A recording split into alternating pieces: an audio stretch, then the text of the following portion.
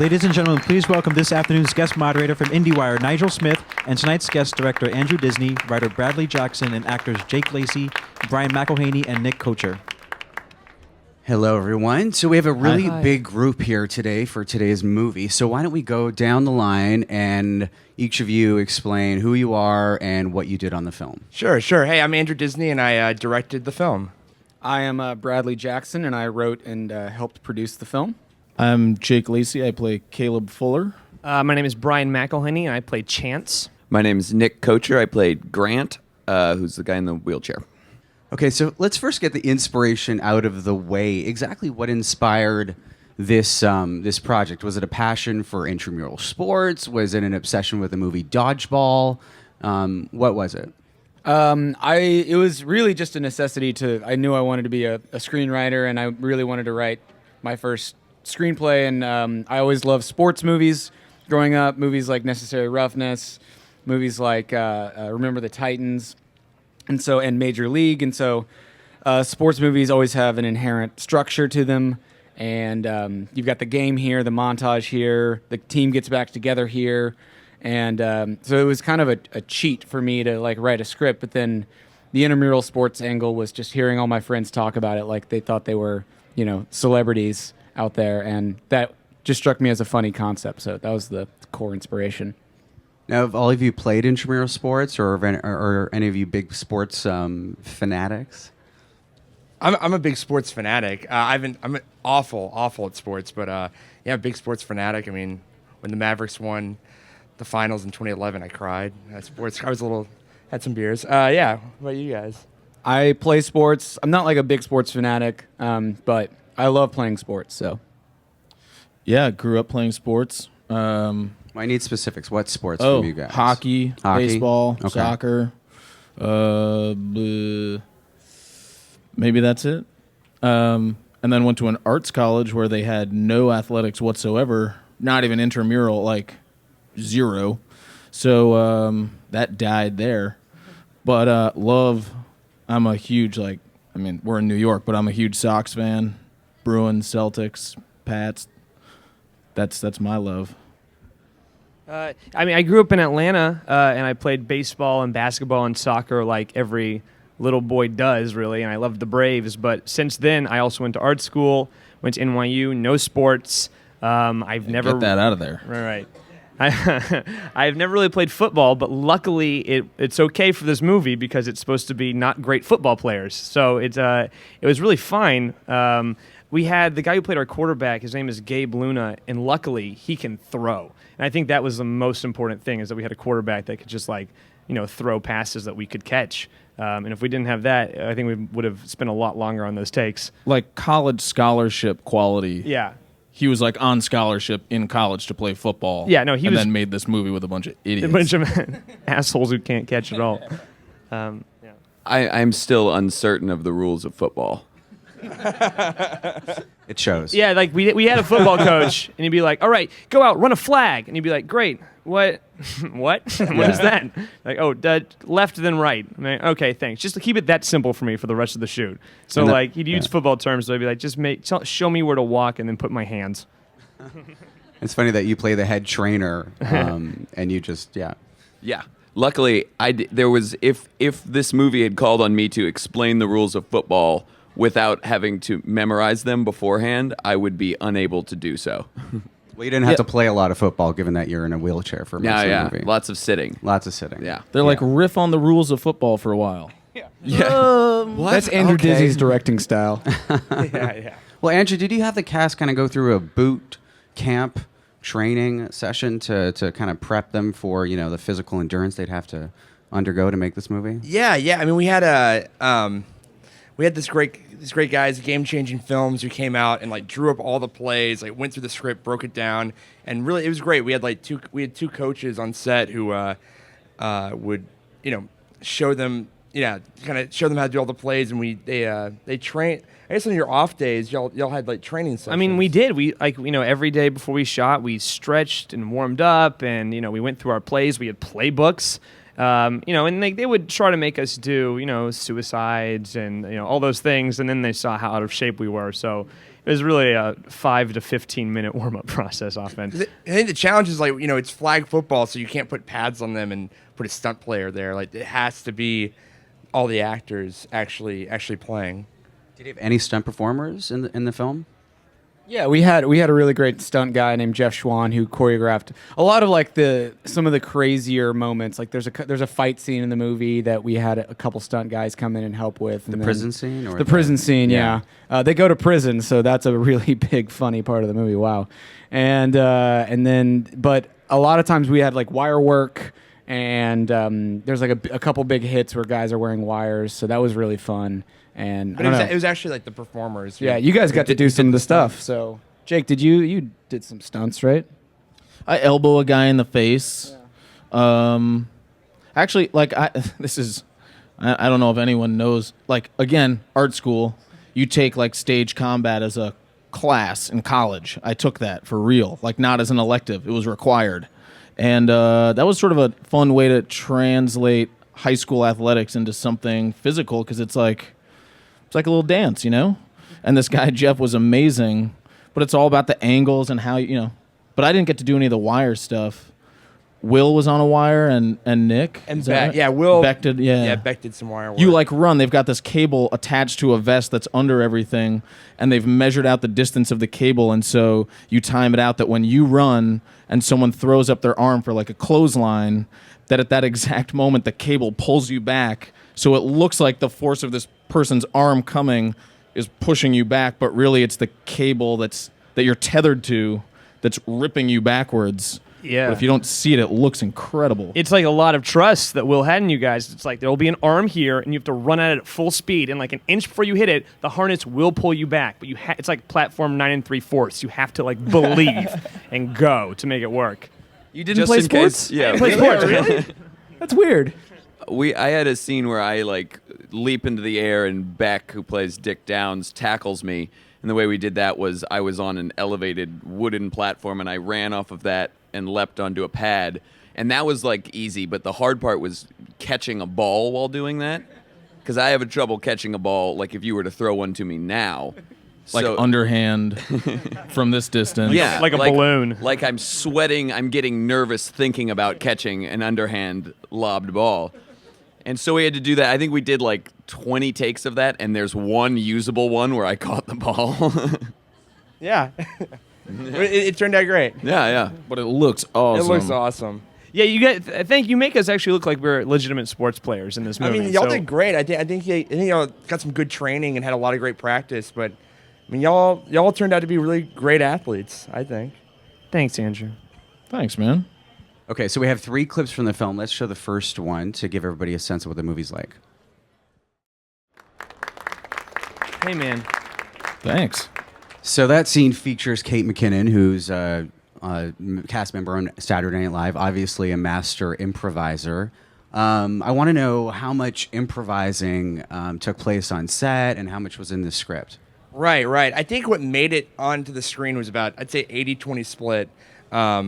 So yeah, what we did was I kind of had a rule with everybody. I wanted them to give me 2 takes, like on book, and then I just give them freebies.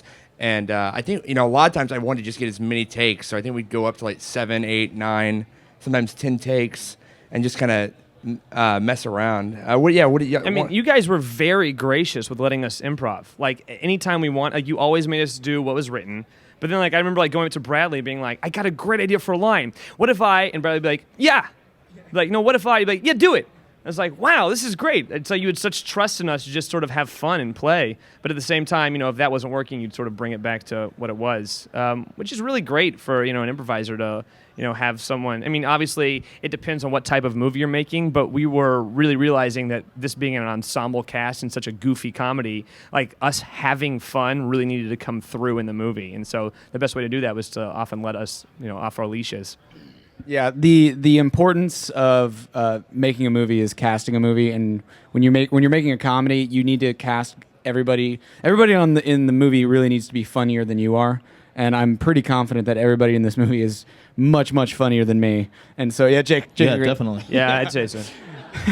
So like when there would be times where like Kocher was really good about like coming to me like a couple hours before scene would shoot and be like, hey, here are my notes.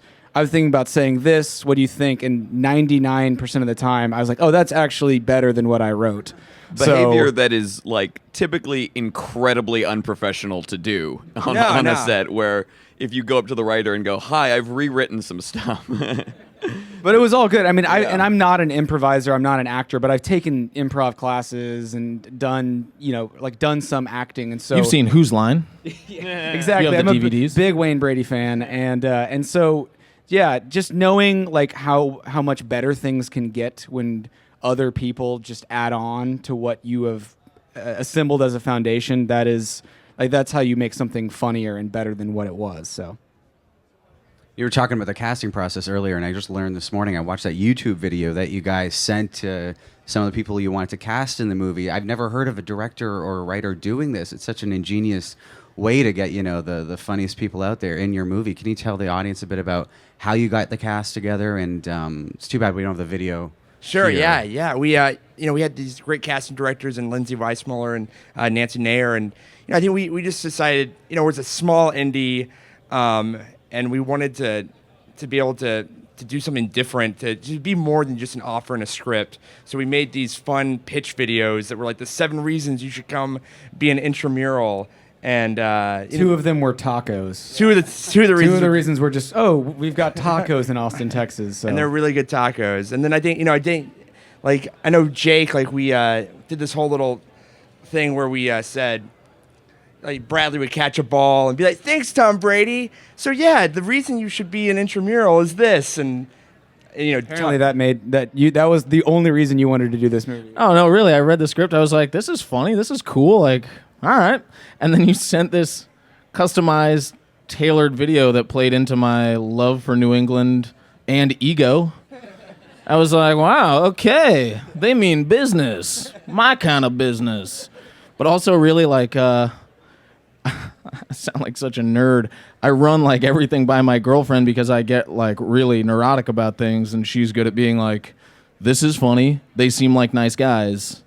Do this movie. I'm like, okay. So she watched the video and was like, you have to do it.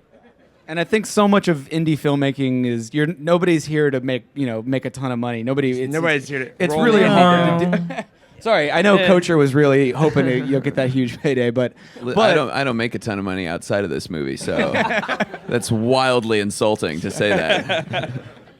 anyways, but like the biggest incentive is like come hang out with cool people, and a lot of times these people don't know if we're cool or not. They might like a script and they might like his first movie and everything like that, but they don't know if we're nice people. So And you have to spend 6 weeks, with everybody. So away from your home. and I think it's also like showing off the style and showing off the comedy. Like, not only are we making something personalized, but we're trying to just show, we're fun. We can be funny. We're funny guys. You're funny. Let's be funny. Yeah. I think it's such a smart thing. Like, Andrews, this is his second movie, and you did that for your first movie too.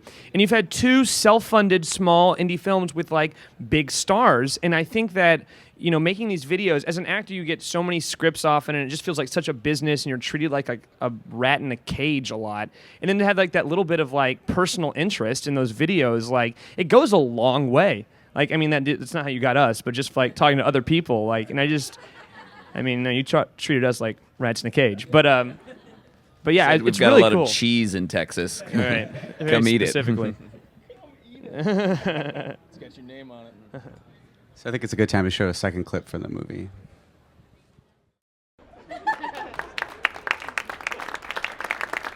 That's him. That's me. In case you didn't recognize that androgynous weird thing on the screen. I didn't recognize him in the green room. I know. Yeah. Why don't we talk about the training you probably had to undergo, or whether you already knew some magic tricks before taking on this project? Yeah, I mean, I remember when Andrew asked me to do the movie, I was like, "What's the character like?" He's like, "It's sort of like this effeminate, gothy, emo magician wide receiver." I was like, "Well, I gotta try it. I mean, when am I gonna get to play that again?" I love magic. I'm obsessed with it. Again, not a sports player, total nerd. And so I was really into card tricks. Like in that scene, it's like he changes a card. And I was like, and as we shot it, I was like, damn, Disney, I can do this. I can actually do a trick. And he did. I was He did. lucky because Not I don't know, special effects. we would have probably done special effects afterwards. But I was constantly, I had coins I was just playing with on set a lot. And I would constantly pitch like, what if chance is like a magic trick here? And Disney would be like, no, let's do the football story that we were. But yeah, I really dug just like getting to just, just do sleight of hand and little things throughout the film. I feel like if you watch the film like a couple times, if you watch your performance, like you're doing things with the coins and doing little tricks in the background. Yeah, I'm just trying to. And you loved that. You loved having that hair and the makeup. It was great, man. You I really mean, did. I was in Texas for 5 weeks with eyeliner, like polka dot fingernail polish, jet black hair, and this like purple extension. And I was lucky it's Austin where it's like cool to be weird. But like I just remember like walking around Austin after we'd wrap, and I forgot that my face looked like that. And I'd be dressed just like this, but like with eyeliner and fingernail polish. And like I'd go to Starbucks and they'd be like, this kid is really trying to figure it out. Like commit to something, man.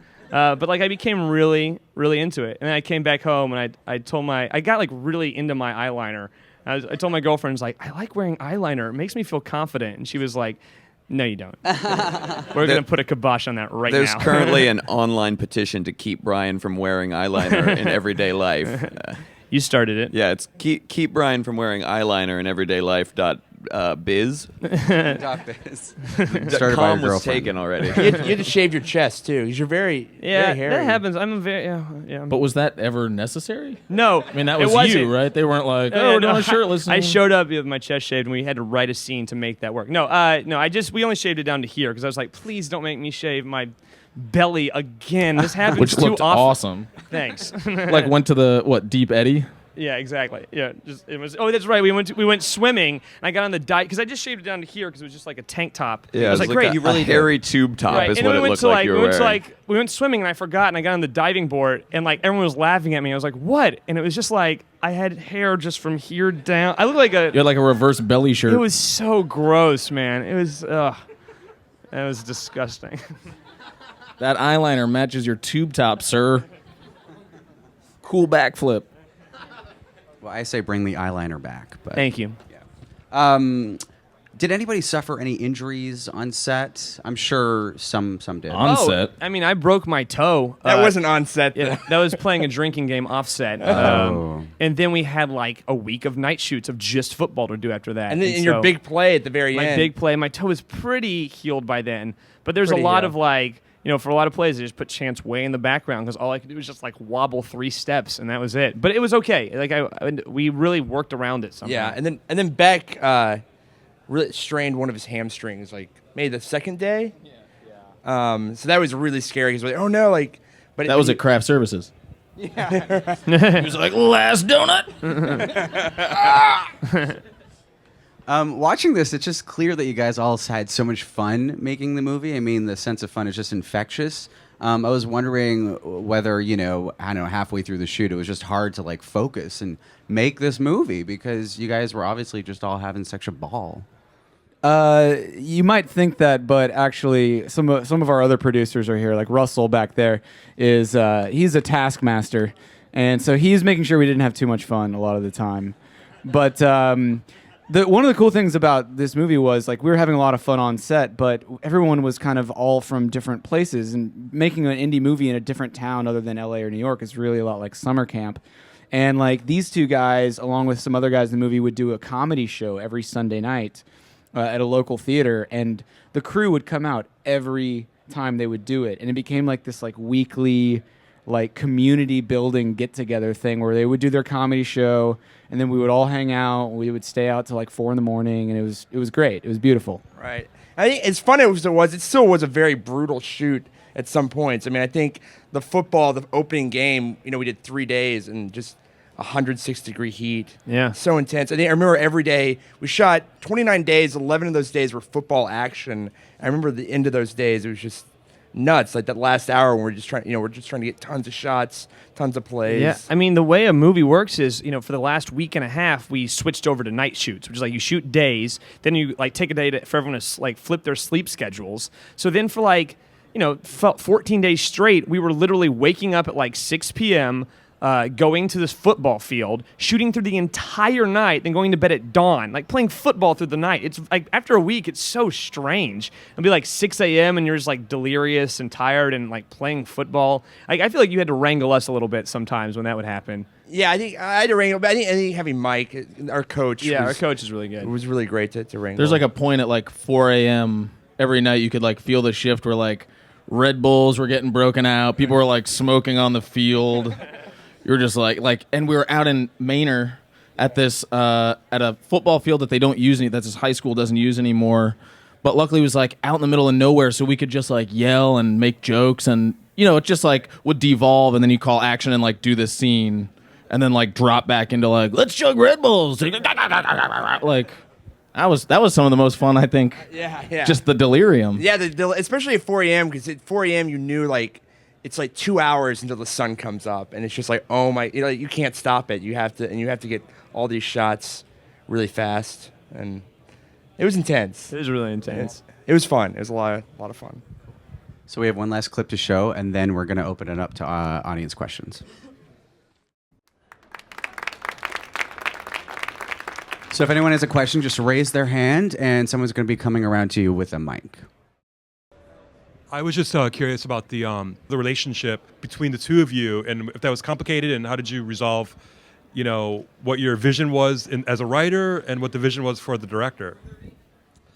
I don't know. We just had a fun time. I think I read the script. He brought it to me. We met a couple years ago at the Austin Film Festival, and I loved the script. It had such a fun. It just reminded me of all the fun movies I grew up loving and watching. I think it had a real wet, hot American Summer, Hot Rod kind of feel. So I loved the script going off, right off the bat, and then we became good friends. Very good friends. And then I think that Andrew's a very good writer himself. If you haven't seen his first movie, Searching for Sunny, it's a really well-written script, really well-directed. And so, he came to it. I already respected him as a writer, which I think is really important because the script wasn't perfect, and no script will ever be perfect, but he was really good at like saying, okay, this character needs more dimension. How do we find a way to make, give this guy a little bit more of a backstory, or give this scene needs a little more, one more big joke. So he was really good at targeting like bigger problems in the script or bigger problems within scenes or within characters that I think we were able to fix a lot of them for the final script. And it was great having Bradley there on set every day, because if there was ever something that came up or like a line just wasn't working, it was great to have Bradley to be like, throw it on him and be like, what do you think? What else can we do here? But it was also so fluid because all the comedic performers. I think there's so many, and you're just watching that. There's so many lines that weren't in the script that y'all like the whole. Springsteen Desperado thing and the geese, and there's a lot of things that our performers brought, so it was a very fluid process. So Jake, I'm a really big fan. I loved you on The Office. I saw Obvious Child in January. But there is one person that I'm a bigger fan of, and that is Kate McKinnon. And so I need to know. Yeah, most people are. Oh Great, my thanks. God. Where do Brian and I rank, though, on this scale? And I just need to know what working with her was like. Well, as number 2 on your list, I would say Kate is an absolute delight. I mean, I don't know if I can like stress that enough, that she's so sweet and so funny, and maybe like as a performer, to me at least, one of her greatest attributes is like she's incredibly smart and funny, and she goes for it every time. Like just puts it all out there. There's no part of her. I mean, maybe she would say differently, but to me, she's just like, I've got this idea, and I'm gonna go 100%, and then we'll watch what happens, and then we'll do something else, and I'll go 100% on that idea, and that's amazing. That's like, to me, what you strive for is to not hold back and be self-conscious and think, oh God, I look like an idiot and that's a stupid choice, and then walk away from a scene and regret that you didn't do something. And she just crushes all the time. So for any of the scenes that we're in, like so much of that is her creating this stuff and me just being like, that's insane. Like my job is to be the guy that's like, that doesn't make any sense. And her job is to do things that don't make sense. And she kills it. So, and as a person, she's a delight.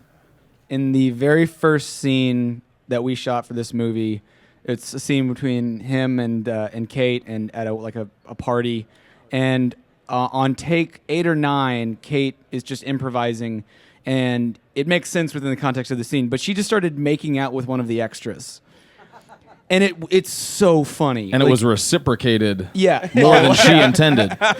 Very much so. But it wasn't an inappropriate improvisation. It actually plays into her character and into the moment. But who does that on day one? Day one, first shot. Yeah, first shot. Like, it wasn't first take. It wasn't first take. It was the 8th take. But it was like take 7 or something like that. And she starts making out with this guy, and it was so funny. Yeah, I think working with Kate, you never know what's going to happen. I think that was so fun. I think, and giving her so many takes, it would get really crazy. I think once you got up to 8, 9, or 10.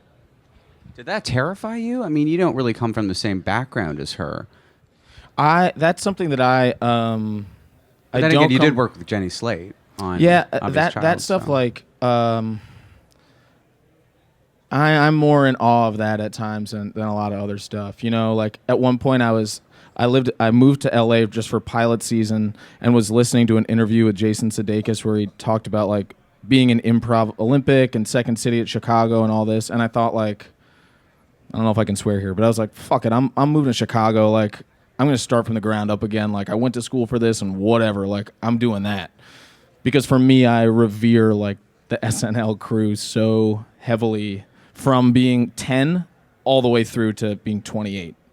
And so I'm just like, I love trying to keep up with that. I love trying to get better at what they have spent years practicing and crafting and creating and perfecting, and it's like an honor to be a part of that thing. And he's really good at it.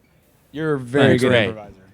You've got like a couple great little small things, and he doesn't he knows his character's supposed to be the grounded guy, so you never went big with your improvs. You would go like the appropriate level, and 99% of the time it worked. So Thanks, man. I'd say 100. I'd say 100%. 100% of the time. he's never good at math, so. That's a question for Bradley and Andrew. I first heard about this film when you guys were running the Kickstarter. So interesting now to see it on the final end, excited to see it. And I'm wondering if you can talk about the crowdfunding process, what that experience was like.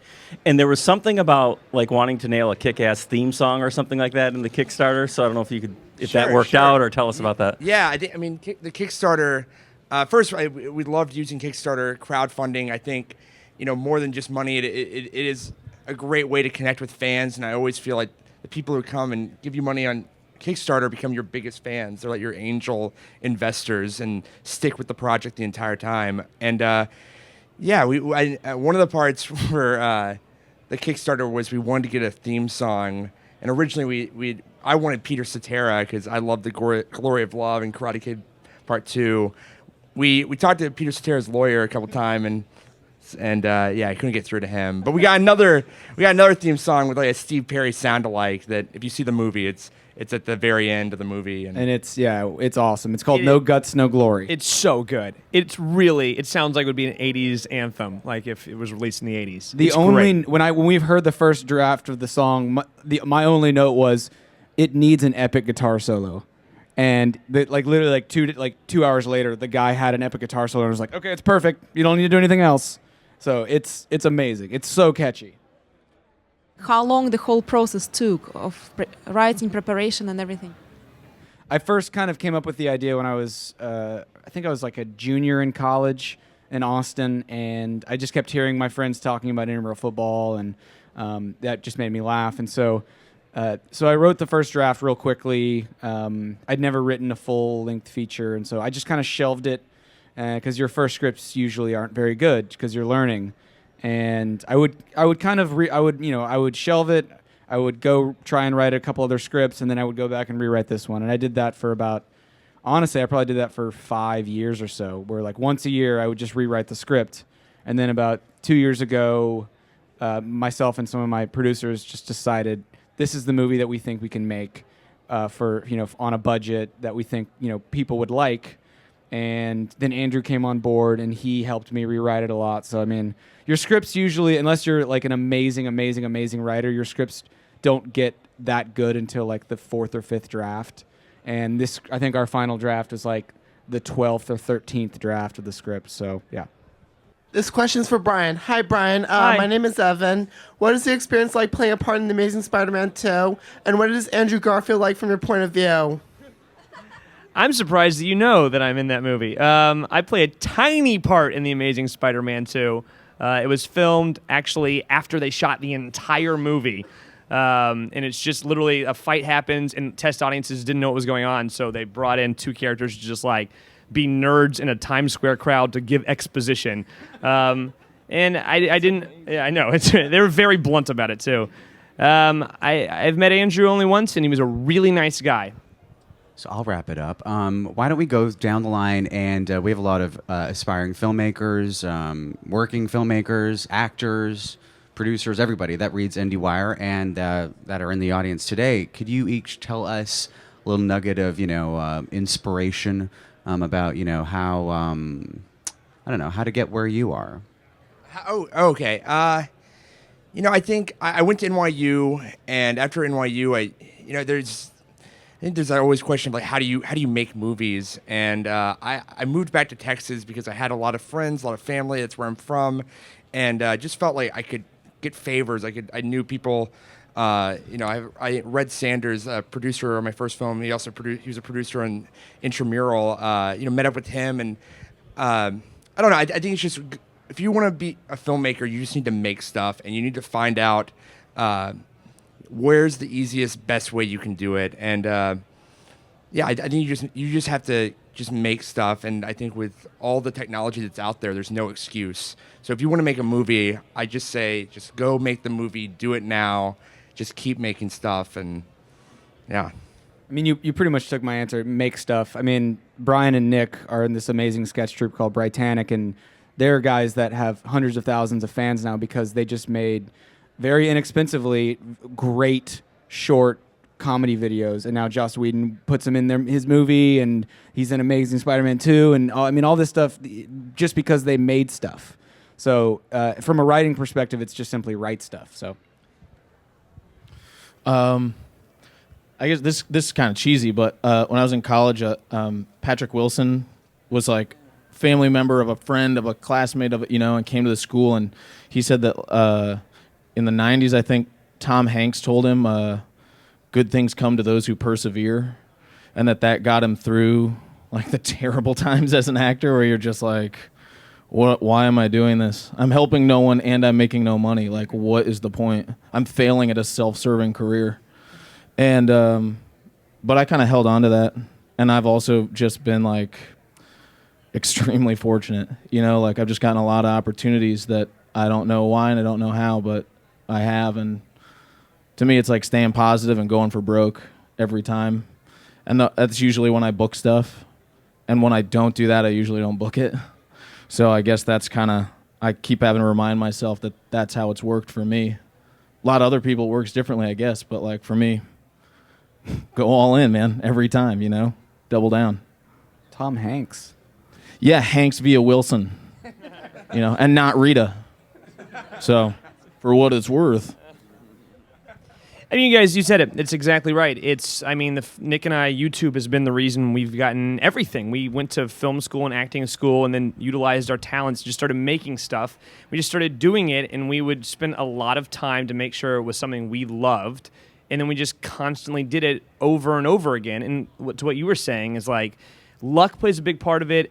Talent plays a big part. But more importantly, is work ethic. There's so many geniuses in like so many different fields of art who just keep their art to themselves. You have to just keep creating and putting it out there and just be, I think it was Steve Martin who's like, just be so good over and over that eventually they can't not notice. And that's the key. And it's like you have to go through a lot of slog to get there. A lot of times when you feel like this is all for nothing, but then eventually there's like, you come out on the other end of the tunnel and boom, it's crazy when it happens. So. I agree with that and what Bradley said when he complimented us. And I think I would add to it, like, just have fun with whatever you're doing. Make sure you're having fun. And if you're having fun, that will come across, and then the audience can't help but have fun. And I think that's Intramural is very much a testament to that, because I remember walking away from set and feeling like if they can make this movie show just how much fun it was to film it, like it's gonna resonate with people. And I think it's successful in that. Well, check it out, everybody, and thank you everyone for Thank you, guys. taking part in today's talk. Thanks a lot. Thank you so much. Thank you so much.